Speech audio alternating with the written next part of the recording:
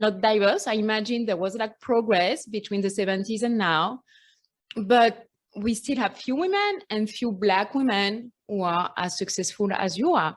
So what are like the challenges that the construction industry is facing to accelerate to have like more diversity in this industry, and especially for women and Black women? What are the stopping blocks? Well, I think one of the challenges is workforce and small businesses. And this is one of the reasons why I created the organization called the National Association of Black Women in Construction.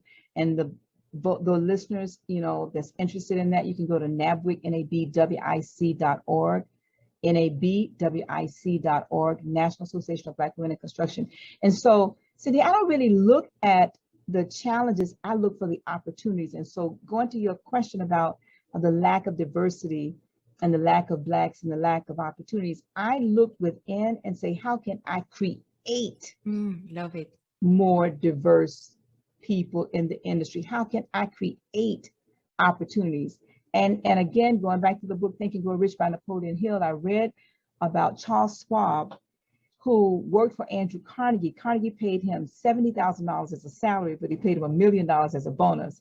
And Schwab came up with this billion-dollar idea to convince Andrew Carnegie to pull together all of the small manufacturers of steel and create what we now know as U.S. Steel.